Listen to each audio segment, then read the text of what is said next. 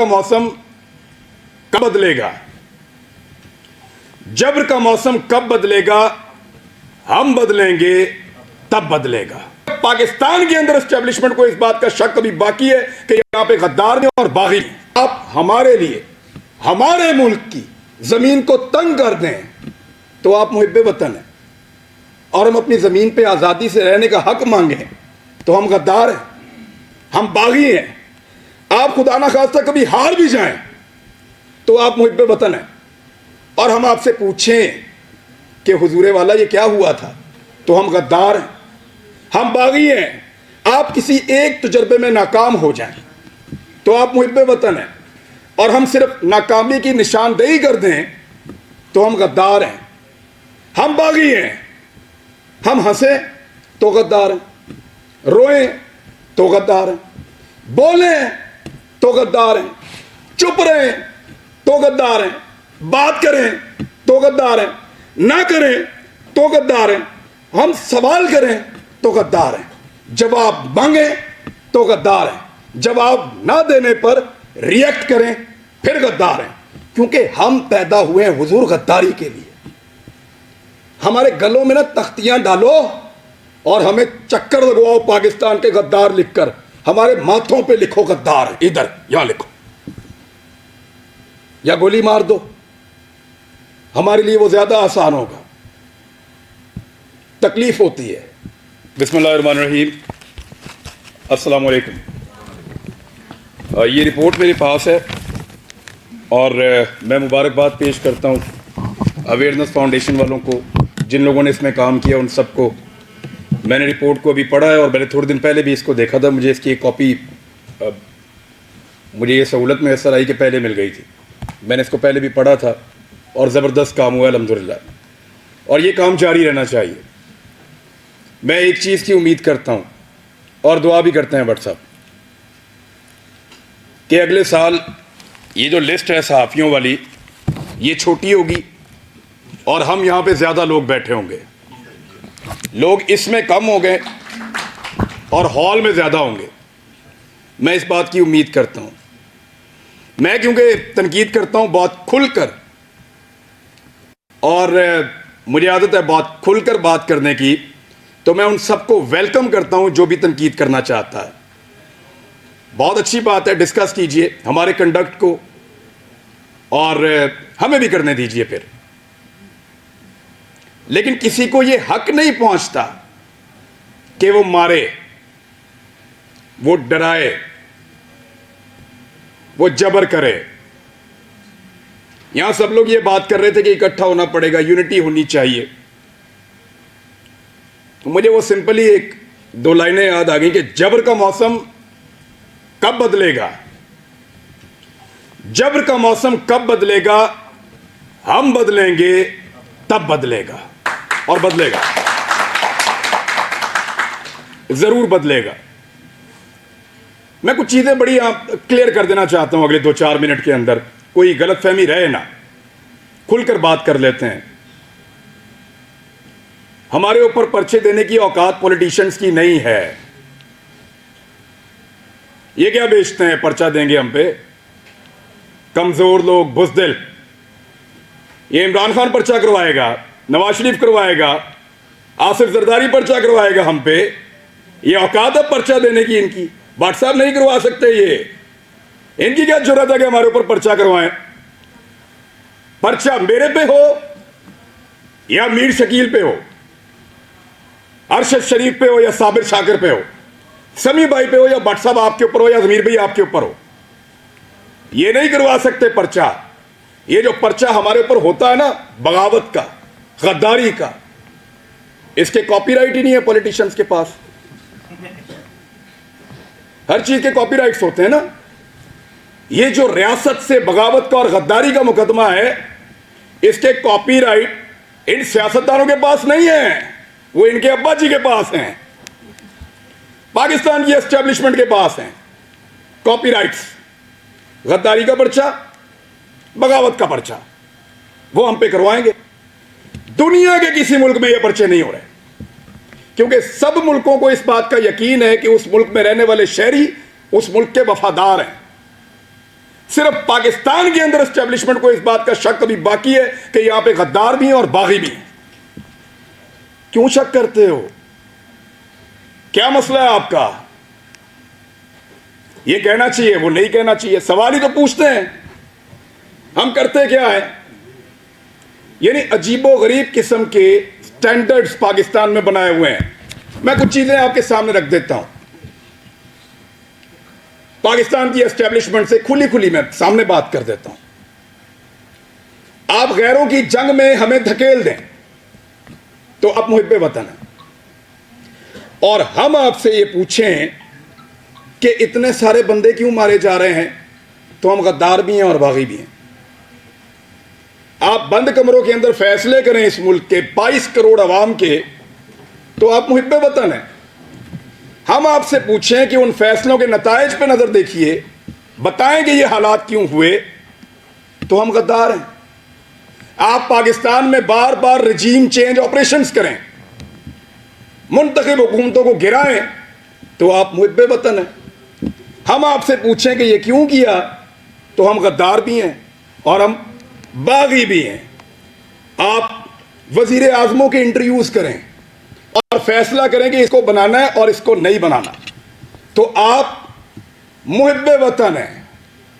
और हम जब ये कहें कि जनाब अवाम का फैसला होना चाहिए, ये 22 करोड़ लोग हैं, कीड़े मकोड़े नहीं हैं, तो हम गद्दार भी हैं और हम बागी भी हैं। आप बगावतों के और गद्दारियों के मुकदमे दर्ज करवाएं जो पूरी दुनिया में नहीं हो रहे, और जब हम आपको ये कहें कि क्या हम बागी हैं, तो उस पर भी हम बागी हैं, उस पर भी हम गद्दार हैं।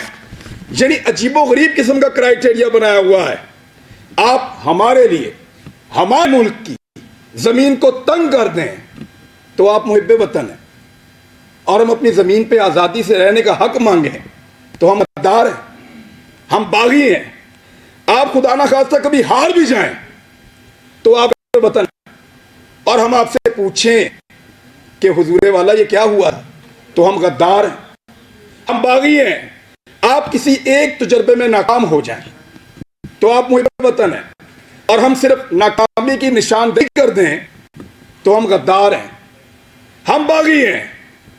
हम हंसे तो गद्दार हैं, रोएं तो गद्दार हैं, बोलें तो गद्दार हैं, चुप रहें तो गद्दार हैं, बात करें तो गद्दार हैं, ना करें तो गद्दार हैं, हम सवाल करें तो गद्दार हैं, जवाब मांगे तो गद्दार हैं, जवाब ना देने पर रिएक्ट करें फिर गद्दार हैं। क्योंकि हम पैदा हुए हैं हुजूर गद्दारी के लिए। हमारे गलों में ना तख्तियां डालो और हमें चक्कर लगवाओ पाकिस्तान के गद्दार लिखकर, हमारे माथों पे लिखो गद्दार, इधर यहां लिखो, या गोली मार दो, हमारे लिए वो ज्यादा आसान होगा। तकलीफ होती है। अरशद शरीफ ने किसके लिए आवाज नहीं उठाई थी? आप सारे गवाह हैं। जिसको मार पड़ी वो उसका शदीद तरीन मुखालिफ होने के बावजूद कहता रहा कि गलत मारा, तो तकलीफ होती है ना। भट्ट साहब नाकामी थी हमारी, उसका हम पे एतबार खत्म हो गया। भट्ट साहब उसको पता चल गया अब उसका बोझ नहीं उठा सकते, वो इसलिए मुल्क छोड़ के गया था। उन्होंने पता लग गया ताड़े तो गल उत्ते हुण, हम पे उसका एतबार खत्म हो गया था। तकलीफ होती है, चुप करके निकल लिया। इन्होंने मजाक उड़ाया उसकी तस्वीर दिखा दिखा कर, हमारे इख्तिलाफात को हमारे खिलाफ इस्तेमाल किया, हमारे लोगों को तस्वीर भेजी कि ये देखो भाग रहा है, फोटो लगाओ सोशल मीडिया पे, गंदा करो इसको, भाग रहा है। अब बुज़दिल नहीं था, बुज़दिल होता तो तुम्हारे साथ डील करता, तुम उसकी मिन्नतें कर रहे थे डील के लिए। रोज उसे कहते थे कि आओ बात करें, रोज उसे कहते थे कि आओ सरेंडर करो हमारे सामने। उसके बच्चों को थ्रेट, उसकी फैमिली को थ्रेट। अकेला था, उसको पता था सबको उसने अकेले ने संभालना है, कोई और तो नहीं था उसके साथ। जाओ पूछो उसकी मां से, मैं मिलकर आया हूं उस दिन।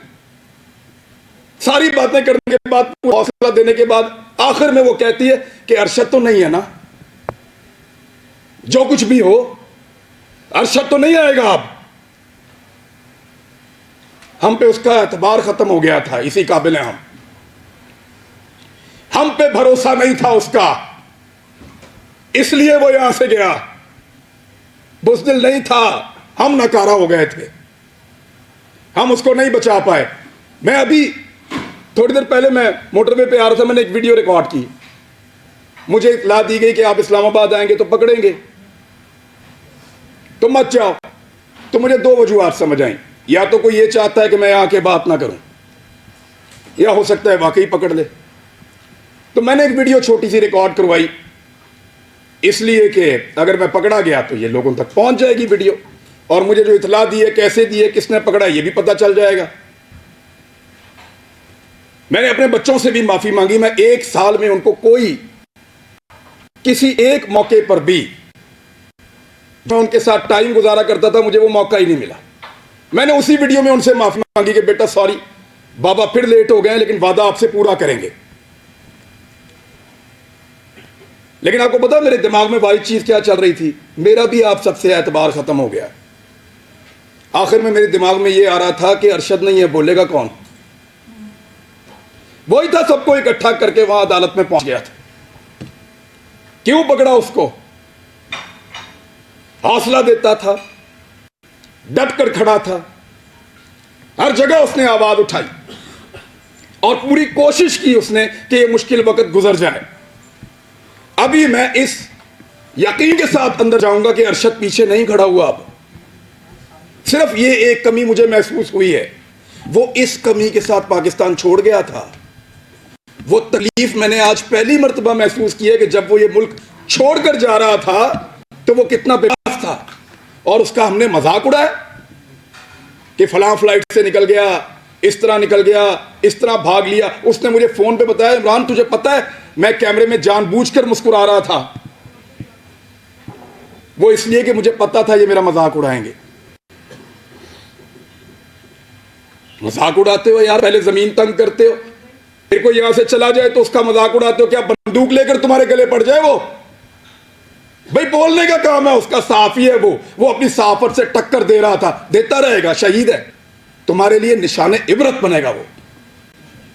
मैंने पहले कहा था, आज फिर कह रहा हूं कि तुम्हें सिर्फ मारना आता है, हमें और बहुत कुछ आता है, और वो हम इंशाल्लाह करके दिखाएंगे। सिर्फ हमें मारना नहीं आता।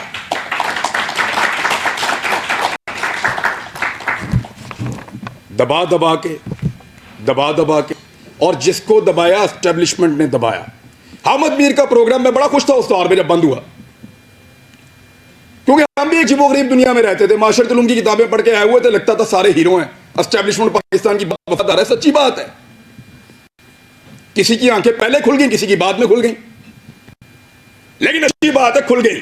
लेकिन मफादात की पट्टी बांध के कभी आंख बंद नहीं की, अल्हम्दुलिल्लाह। कभी इसलिए आंख बंद नहीं की कि मफादात की उसके ऊपर पट्टी बंधी हुई थी। अब मुतीउल्लाह जान पे हमला हुआ, मैं क्लिप आप सबसे शेयर कर दूंगा। मैंने मजम्मत की, वो बच्चा जिसके घर के अंदर घुस के मारा, जिसके साथ आपका केस चल रहा था, मैंने मजम्मत की। जब अफसार आलम पे गोली चली तब मजम्मत की, सब रिकॉर्ड के ऊपर मौजूद है। हामिद मीर के ऊपर गोली चली, मजम्मत की। लेकिन हामिद मीर ने अपने मुंह से कहा था, मेरे भाई ने, कि मेरा प्रोग्राम सियासतदानों ने बंद नहीं किया। इमरान खान की क्या औकात है, बंद तो उन्होंने किया है। अब बोलता है इमरान खान से बदला लूंगा। अपने मुखालिफ को पहचानिए, फिर इकट्ठे हो जाएं, तो शायद आपकी जान छूट जाए, वरना ऐसे ही इसी तरह हमारा वक्त गुजरता रहेगा। मैं सिर्फ एस्टेब्लिशमेंट को एक बात कहना चाहता हूं कि हुजूर आपका मर्तबा, आपका रुतबा बहुत बड़ा है। ये बहुत छोटे छोटे काम हैं जिनमें आप पड़े हुए हैं। ये छोटे छोटे काम हमें करने दें, एतबार करें हमारे ऊपर कीड़े मकोड़ों पे, हम गद्दारों को ये मुल्क चलाने दो। आप मुहिब्बे वतन है, बहुत बड़े लोग हैं, आप बड़े बड़े काम किया करें। आपका रुतबा बहुत बड़ा है, बड़ा मुकद्दस काम है आपका, हम उसकी कदर करते हैं, यूं सलूट करते हैं आपको, खुश होते हैं आपको देखकर। लेकिन ये छोटे छोटे काम हमारे लिए छोड़ दीजिए, हमारे लेवल पे मत गिरिए। आप बीच में से निकल जाए ना, तो इन सब माफिया को हम संभाल लेंगे, मीडिया वाले। बस आपके खिलाफ बोलने को जुर्रत की बात नहीं है, दिल नहीं करता, खुदा की कसम दिल नहीं करता, खुदा की कसम दिल नहीं करता। डरते वरते नहीं है, पता है आपको, बोल नहीं है हम। क्या करोगे, गोली मार दोगे, मार दो। डरते नहीं है तुमसे, तुमसे प्यार करते हैं, तुम्हारी कदर करते हैं। डरो उस दिन से जिस दिन हमारे अंदर से यह जज्बा खत्म हो जाएगा। हम प्यार करना चाहते हैं, कदर करना चाहते हैं, हमें मत धकेलो, दीवार के साथ मत लगाओ और ये ड्रामा बंद करो। पाकिस्तान के फैसले पाकिस्तानी करेंगे, पाकिस्तान के फैसले हम करेंगे। ये हमारा राइट है, लोगों का राइट है, डेमोक्रेसी ये कहती है। ये बंद कमरों के अंदर ड्रामे बंद करो। पाकिस्तान को तजुर्बा, मैं बचपन से पढ़ रहा था, लिखा हुआ था इस्लाम के लिए तजुर्बा बनाएंगे पाकिस्तान को। हमारे लीडर्स ने ये बताकर पाकिस्तान बनाया, वो किसी और चीज की तजुर्बागाह बना दिया पकड़ के। इसको पकड़ लो, उसको नंगा कर लो, उसको डंडे मारो, उसके कपड़े उतार दो, उसको घसीट के वहां पे ले जाओ, इसको जगाते रहो, इसको शहरों में फिराओ। अजीब ड्रामेबाजी है। वो ये मुल्क है, क्या बना दिया आपने इसको? आपके अपने घरों में बच्चे नहीं है?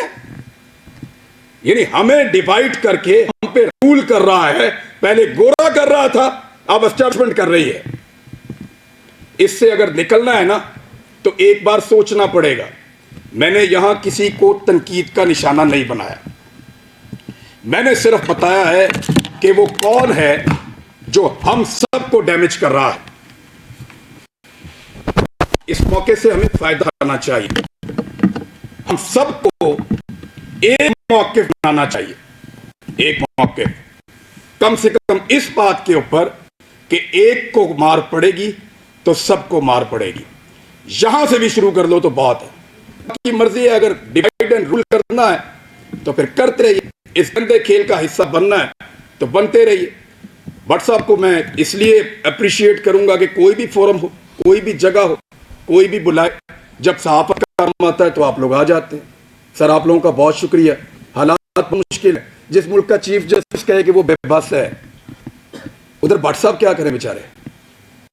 लेकिन ये वक्त भी गुजर जाएगा, यूनिटी आएगी इंशाल्लाह, इकट्ठे होंगे।